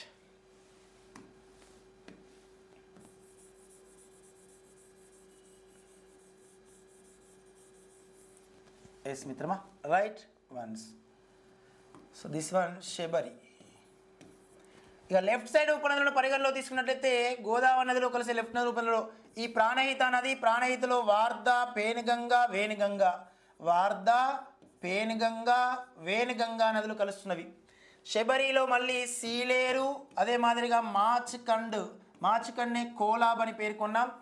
Panchganga అనేది మనకి ఇది గమనించడం ఇష్టం. కృష్ణా నది యొక్క ఉపనదిగా పేర్కొంటాం. పంచగంగ, దూదుగంగ, ఘటప్రభ, మలప్రభ రిమైనింగ్ ఇవన్నీ కూడా కృష్ణా నది యొక్క ఉపనదులు మిత్రమా. ఇక్కడే మనకి ఇంద్రావతి నది అనేది కూడా గోదావరి నది యొక్క ఉపనదులలో ఎడమ వైపు నుంచి కలుస్తుంది. ఈ ఇంద్రావతి నదిపైనే చిత్రకూట్ జలపాతం ఉంటుంది. భారతదేశంలో అతిపెద్ద జలపాతం ఏది అంటే చిత్రకూట్ జలపాతం అని పేర్కొనవచ్చు. భారతదేశంలో అతిపెద్ద జలపాతం చిత్రకూట్ జలపాతం. భారతదేశంలో అత్యంత ఎత్తైన జలపాతం ఏది అంటే భారతదేశంలో ఎత్తైన జలపాతం మనకి కుంచికల్ జలపాతం కర్ణాటక రాష్ట్రంలోని మనకి గమనించడం వారాహి నదిపై ఉంటుంది కుంచికల్ జలపాతం. Yes sir, right. అదే మాదిరిగా ఈ గోదావరి నది యొక్క పరిణామ క్రమాన్ని పరిగణలో తీసుకుంటే కడెం నది పైన కుంతల జలపాతం కనిపిస్తుంది. తెలంగాణలో ఎత్తైన జలపాతం కుంతల, తెలంగాణలో పెద్ద జలపాతం భోగత జలపాతం కూడా విస్తరించి ఉంటుంది. పాత టెక్స్ట్ బుక్లో అయితే జయశంకర్ భూపాలపల్లి ఉంటుంది, కొత్త టెక్స్ట్ బుక్లో అయితే ములుగు జిల్లా అని ఉంటుంది. ఇది గమనించే ప్రయత్నం చేయాలి మిత్రమా. ఎస్ సార్, ఏది గుర్తుపెట్టుకోండి మౌర్య గారు, ఎప్పుడు కూడా కోడ్ల మీద డిపెండ్ అవ్వద్దు. రైట్ సార్, జాగ్రఫీ చదవాలి, జాగ్రఫీ మన హ్యాండ్ ఓవర్ కావాలి. నువ్వు ఏ స్థాయి పోటీ పరీక్ష అయినా 4వ తరగతి చెందినటువంటి క్లర్క్ స్థాయి నుంచి ఉన్నత స్థాయికి చెందినటువంటి సివిల్స్ వరకు, అఖిల భారత సర్వీసుల వరకు నువ్వు ఏ ప్రభుత్వ ఉద్యోగానికి ప్రిపేర్ అయినా, ఏ ప్రభుత్వ ఉద్యోగానికి సన్నద్ధమైనా జాగ్రఫీని చదివేటప్పుడు పక్కన తప్పకుండా మ్యాప్ ఉండాలి. మ్యాప్ పాయింట్ పక్కన పెట్టుకొని ఒకసారి చదివితే 100% మీ హ్యాండ్ ఓవర్లో ఉంటుంది. ఎప్పుడైనా జాగ్రఫీని గుర్తుపెట్టుకోవద్దు సార్, కంప్లీట్గా తెలుసుకునే ప్రయత్నం చేయాలి.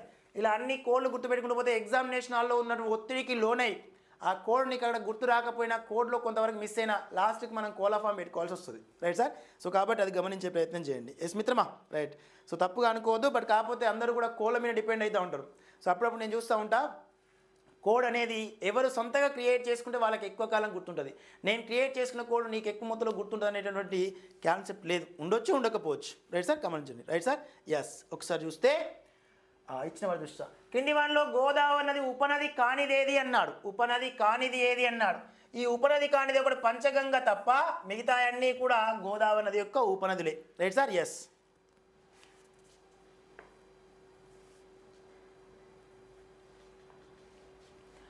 గోదావరి నది యొక్క ఉపనది కానిదేది అన్నా మిత్రమా, అన్నీ గోదావరి యొక్క ఉపనదులే. మంజీరా గోదావరి నది యొక్క ఉపనదిలో కుడివైపు నుంచి మొదటగా కలిసేది. మనకి మంజీరా నది మహారాష్ట్రలోని పశ్చిమ కనుమలో ఉన్న బాల్ఘాట్ కొండల్లో జన్మించి ఇది సుమారుగా 654 కిలోమీటర్ పొడవుతో మహారాష్ట్ర, కర్ణాటక, తెలంగాణ రాష్ట్రం గుండా ప్రవేశిస్తుంది. తెలంగాణ రాష్ట్రంలోకి సంగారెడ్డి జిల్లా నారాయణఖేడ్ ప్రాంతం నాగల్గిద్ద తండ వద్ద ప్రవేశించి ఈ మంజీరా నది నిజామాబాద్ జిల్లాలోని కందకుర్తి రేంజల్ మండలంలో సంకలనం చెందుతుంది గోదావరి నదిలో. మంజీరా నదిపైనే నిజాం సాగర్ ప్రాజెక్ట్ నిర్మించాం. గోదావరి నదిపైన శ్రీరామ్ సాగర్ ప్రాజెక్ట్ ఉంది. మానేరు ఇది నార్మలా గుట్టలు రాజన్న సిరిసిల్ల జిల్లాలో జన్మించింది.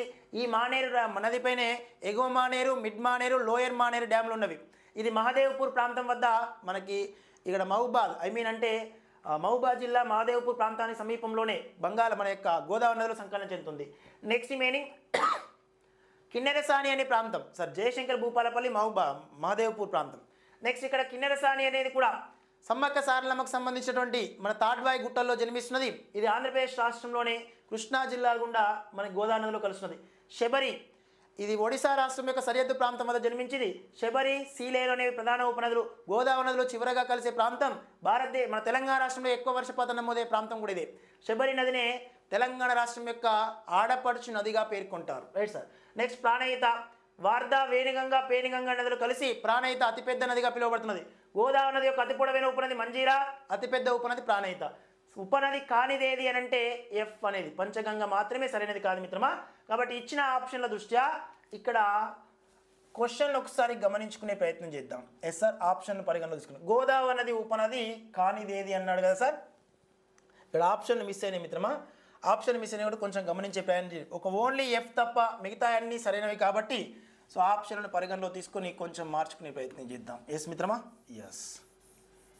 ఎఫ్ తప్ప మిగతా అన్నీ కూడా సరైనవే కాబట్టి ఆప్షన్లో రైట్ సార్, ఎస్.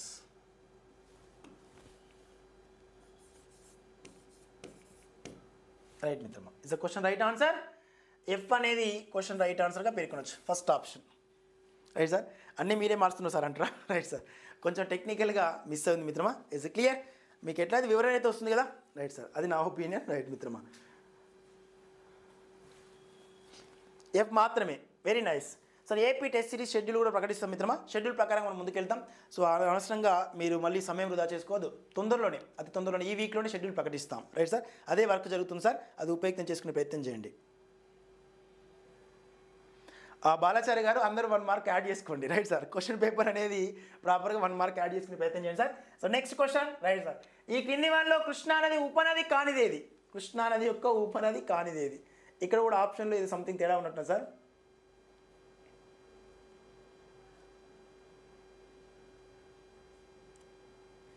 ఎస్, ఇక్కడ కూడా ఆప్షన్ కొంచెం మాడిఫై చేస్తాం మిత్రమా, ఇది గమనించుకునే ప్రయత్నం చేయండి.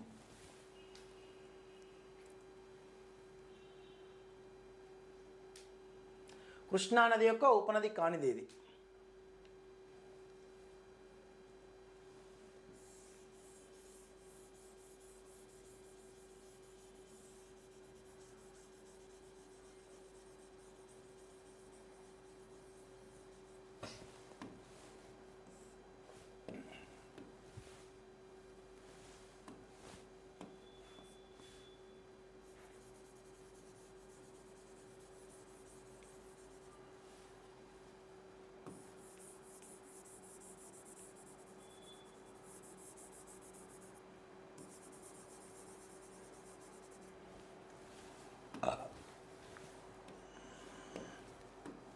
సార్ మేము టైం వేస్ట్ ఉంది సార్.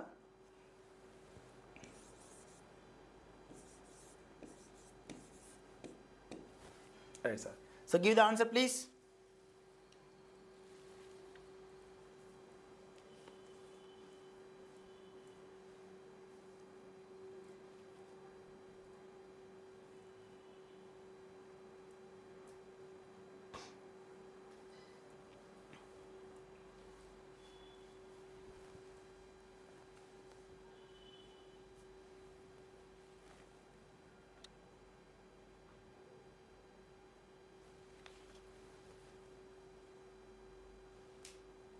ఎస్, అఫ్ కోర్స్ అట్లా కూడా చేసుకోవచ్చు మిత్రమా, బట్ కాకపోతే క్వశ్చన్ మార్చడం కంటే ఆప్షన్ మార్చుకోవడం బెటర్ కదా.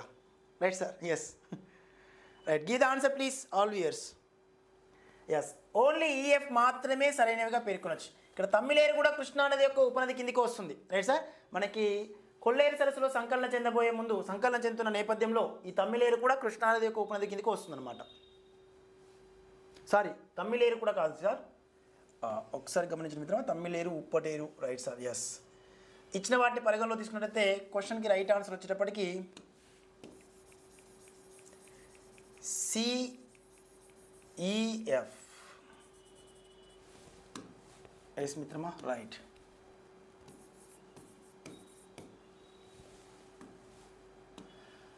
ఇంకో మార్క్ యాడ్ చేసుకోండి సార్ మీరు, మీ యొక్క ప్రశ్నపత్రాన్ని పరిగణించుకోండి. Is a 4th option is question right ఆన్సర్గా పేర్కొనవచ్చు. Right sir, yes.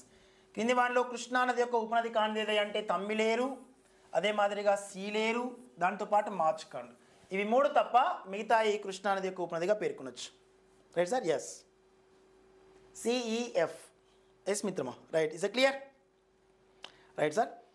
నెక్స్ట్ ప్రశ్న ఒకసారి గమనించండి అయ్యా. ఎస్, ఇది మన యొక్క వెంకట్ సార్ ఆన్లైన్ క్లాస్ యాప్లో ఉన్నటువంటి ఈవినింగ్ స్టార్ బ్యాచ్ సార్. ఇందులో 6th క్లాస్ నుంచి ఇంటర్మీడియట్ వరకు కంప్లీట్ జాగ్రఫీ కంటెంట్, దానిలో పాటుగా కంప్లీట్గా జాగ్రఫీకి సంబంధించిన పాటు హిస్టరీ, సివిక్స్, ఎకానమీకి సంబంధించిన సోషల్ కంటెంట్ పీడిఎఫ్ కూడా అందుబాటులో ఉంది. తక్కువ సమయంలో ఎక్కువ మొత్తంలో రివిజన్ అవుతుంది. Right sir. So live and recorded class ఉన్నాయి మిత్రమా. ఇదే తరహాలో ఏపీ వారికి కూడా ఏపీ టెట్ కమ్ డిఎస్సికి ఉపయుక్తమయ్యే విధంగా జాగ్రఫీ క్లాసెస్ కోర్స్ ఉంది 299 రూపీస్కి. ఇది ఈవినింగ్ స్టార్ బ్యాచ్ మనకి 299 రూపీస్ కోర్స్ అందుబాటులో ఉంది సార్, అందరూ ఉపయుక్తం చేసుకోండి. Right sir, yes. Next question sir, give the answer please. ఈ కింది వాటిలో సరైనది ఏది? So give the answer please మిత్రమా. కింది వాటిలో సరైనది ఏది? పెన్నా నది రాయలసీమ జీవనాడి. పెన్నా నది సముద్రంలో కలిసే చోట పులికాట్ అనే ఉప్పు నీటి సరస్సు ఏర్పడింది. జయమంగళి, సగిలేరు, కుందేరు, చిత్రావతి, పాపాగ్ని, పెన్నా అనేవి దీని యొక్క ప్రధాన ఉపనదులుగా పేర్కొన్నాం. ఇచ్చిన వాటిని ఆధారంగా చేసుకుని ఆన్సర్ గుర్తించే ప్రయత్నం చేయండి సార్. ఎస్ మిత్రమా, right. So question right answer, పైవన్నీ క్వశ్చన్కి రైట్ ఆన్సర్గా పేర్కొనవచ్చు. పెన్నా నది కర్ణాటక రాష్ట్రంలోని పశ్చిమ కనుమలలో ఉన్నటువంటి కర్ణాటక రాష్ట్రం పశ్చిమ కనుమలలో ఉన్న నందిదుర్గ కొండల్లో జన్మిస్తున్నది. నందిదుర్గ కొండల్లో ఈ పెన్నా నదిపైనే మనకు భారతదేశపు గ్రాండ్ క్యానియన్గా పిలువబడుతున్నటువంటి గండికోట గార్జ్ ఈ గండికోట గార్జ్ అనేది విస్తరించినది. పెన్నా నది పైనే గండికోట గార్జ్ అనేది ఉంది. రైట్ మిత్రమా? Yes, Gandikota gorge. Right sir, Gandikota gorge Penna నది పైన ఏర్పాటు చేయబడ్డది. అలాంటి పెన్నా నది పైన సోమశీల ప్రాజెక్ట్ ఉంది మిత్రమా. రిమైన్ ఇక్కడ గమనించినట్లయితే పెన్నా నది సముద్రంలో కలిసే చోట పులికాట్ సరస్సు ఉన్నది. భారతదేశంలో తూర్పు వైపు ప్రవహించిన నదులలో డెల్టాను ఏర్పరచనిది, డెల్టా అనేది ఏర్పరచకుండా ఉండే నది ఏదైనా అంటే పెన్నా నది. అన్ని నదులు తూర్పుపై ప్రవహించే నదులు డెల్టాను ఎక్కువ మొత్తంలో ఏర్పరచవి. ఈ పెన్నా నది ఏర్పరచదు ఎందుకంటే రాయలసీమ ప్రాంతం అంతా కూడా తక్కువ వర్షపాతం వల్ల మృత్తిక క్రమక్షయం చెందకుండా ఉండి సో ఇక్కడ డెల్టా అనేది ఎక్కువ మొత్తంలో ఏర్పరచదు. ఊట్కూరు అనే ప్రాంతం వద్ద పాత జిల్లా అయితే నెల్లూరు, కొత్త జిల్లా అయితే తిరుపతి జిల్లా ఊట్కూరు ప్రాంతంలో ఈ పెన్నా నది సముద్రంలో సంకలనం చెందుతుంది. రిమైనింగ్ జయమంగళి, సగిలేరు, కుందేరు, చిత్రావతి, పాపాగ్ని పెన్నా నది యొక్క ప్రధాన ఉపనదులుగా పేర్కొనొచ్చు. ఇవన్నీ సరైనవి కాబట్టి fourth option is question right ఆన్సర్గా పేర్కొనొచ్చు. రైట్ మిత్రమా? ఎస్, ఇది మన యొక్క ప్రతిపాదన సార్. నెక్స్ట్ క్వశ్చన్, క్రింది వాటిలో సరైనది ఏది? నర్మదా నది పశ్చిమ వైపు ప్రవహించే నదులలోకెల్లా అతి పెద్దది. నర్మదా నది పగులు లోయ గుండా ప్రవహించే నది. నర్మదా నదిపై అనేక ప్రాజెక్టులు, జలపాతాలు నిర్మించబడ్డవి. Right sir? ఎస్. ఒకసారి ఈ ప్రశ్నను పరిగణలో తీసుకొని ఆన్సర్ గుర్తించే ప్రయత్నం చేయండి మిత్రమా. Yes sir. ఆన్సర్ ఒకసారి చూసినట్లయితే ఇగో ఈ మాదిరిగా మన భారతదేశం కనుక ఉంటే ఈ భారతదేశం యొక్క భూభాగ నిమిత్తం మనకి వింధ్యా పర్వతాలు, ఇక భారతదేశానికి ఉత్తరం వైపున వింధ్యా పర్వతాలు కనిపిస్తున్నవి. దాంతో పాటుగా సాత్పురా పర్వతాలు కనిపిస్తున్నవి. వింధ్యా సాత్పురా పర్వతాలు. రైట్ మిత్రమా? ఇగో ఈ వింధ్యా సాత్పురా పర్వతాలని ఈరోజు మన భారతదేశంలో వీటిని ఖండ పర్వతాలు అని పేర్కొంటాం. ఖండ పర్వతాలు. ఏ పర్వతాలు అన్నాం సార్? ఖండ పర్వతాలు అనే పేరుతో ప్రతిపాదించాం. Yes sir. So black mountains అనే పేరుతో ప్రతిపాదించడం జరుగుతుంది. ఇక్కడ గమనిస్తే ఏదైనా ఒక విశాలవంతమైన భూభాగమై ఉండి పర్వతాలు ఆవిర్భవించిన అనంతరం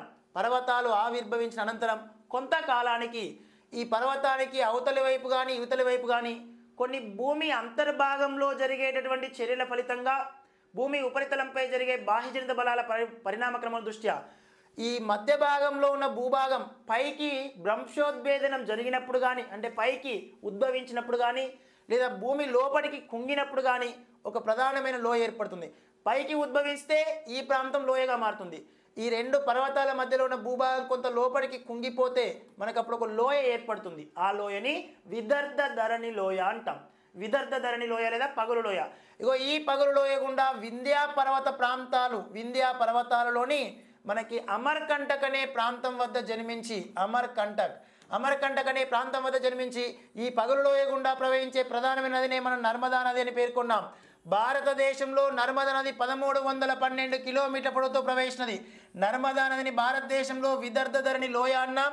ఈ వింధ్యా సాత్పురా పర్వతాలకు దక్షిణ వైపు కూడా మరొక లోయ ఏర్పడ్డది. ఆ లోయ గుండా తపతి నది ప్రవహిస్తున్నది. భారతదేశంలో Tapti, Narmada నదులని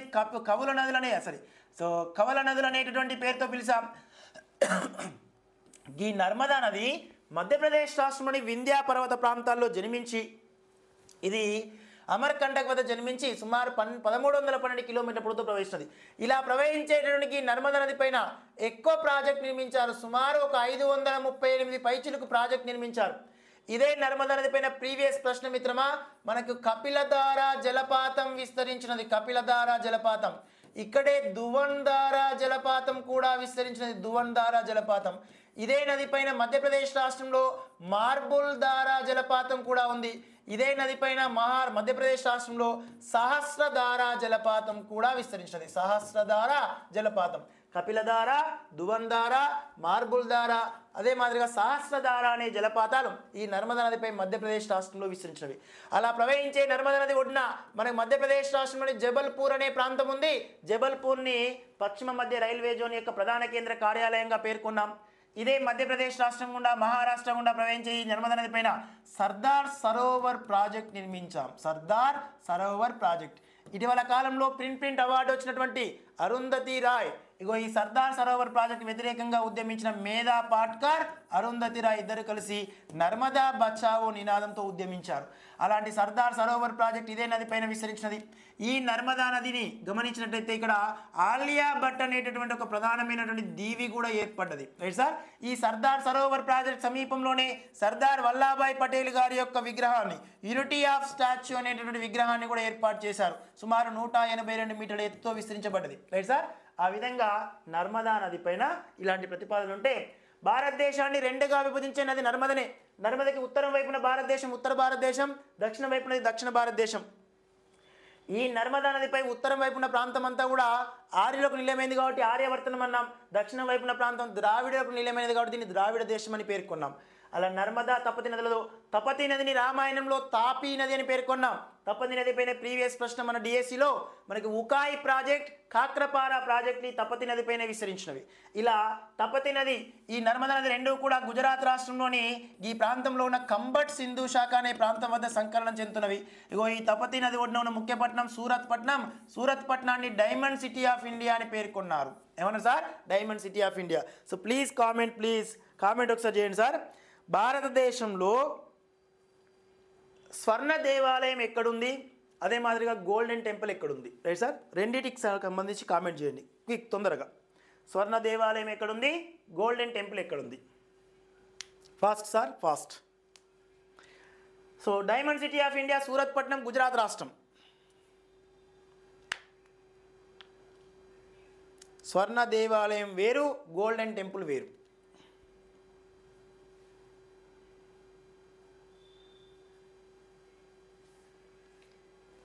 Yes, give the answer please. Thank you మిత్రమా. వినోద్ షేర్ చేయండి సార్, కొంచెం మన కోర్స్ని షేర్ చేయండి, మన యొక్క యాప్ని షేర్ చేయండి. మీరు షేర్ చేయట్లేదు. ఆల్ వ్యూయర్స్ కొంచెం స్టాటస్ పెట్టుకొని షేర్ చేయండి. వెంకట్ సార్ సపోర్ట్ చేయండి సార్, అందరికీ ఉపయుక్తమయ్యే విధంగా ముందుకెళ్దాం. Right sir, thank you. స్వర్ణ దేవాలయము అమృత్సర్లో ఉంటుంది మిత్రమా, పంజాబ్ రాష్ట్రం అమృత్సర్. మనకి సిక్కుల యొక్క పవిత్ర గ్రంథమైనటువంటి ఆది గ్రంథు లేదా గురు గ్రంథు రాసినటువంటి ప్రాంతం అదే స్వర్ణ దేవాలయం. ఇక గోల్డెన్ టెంపుల్ అనేది మనకు వేలూరు సమీపంలో ఉంటుంది, తమిళనాడు రాష్ట్రం. వేలూరు సమీపంలో ఉంటుంది, తమిళనాడు రాష్ట్రం. గోల్డెన్ టెంపుల్ అనేది ఏమో తమిళనాడు, వేలూరు. స్వర్ణ దేవాలయం ఏమో అమృత్సర్, పంజాబ్. రైట్ సార్, తెలుగులో ఆప్షన్ వేరు, ఇంగ్లీష్లో ఆప్షన్ వేరు. ఇది గమనించే ప్రయత్నం చేయాలి. Right sir, yes, very nice. Right sir, thank you మిత్రమా, గుర్తించారు వెంకట్ సార్ని. కింది వాటిలో సరైనది ఏది? నర్మదా నది పశ్చిమ వైపు ప్రవహించే నదుల్లో అతి పెద్దది, పొడవైనది. సరైనది సార్. నర్మదా నది పగుల్లోయ గుండా ప్రవహించే విదర్ధ ధరణి లోయ, మార్బుల్ రివర్ అని పిలువబడుతుంది. నర్మదా నదిపై అనేక ప్రాజెక్టులు, జలపాతాలు ఉన్నాయి. ఇవన్నీ సరైనవే కాబట్టి ఇవన్నీ సరైనవనే ప్రతిపాదన క్వశ్చన్కి రైట్ ఆన్సర్గా పేర్కొనొచ్చు. రైట్ మిత్రమా, ఎస్. ఇంకా రిమైనింగ్ ప్రశ్నలని రేపటి క్లాస్లో డిస్కస్ చేసే ప్రయత్నం చేద్దాం మిత్రమా. Is a clear?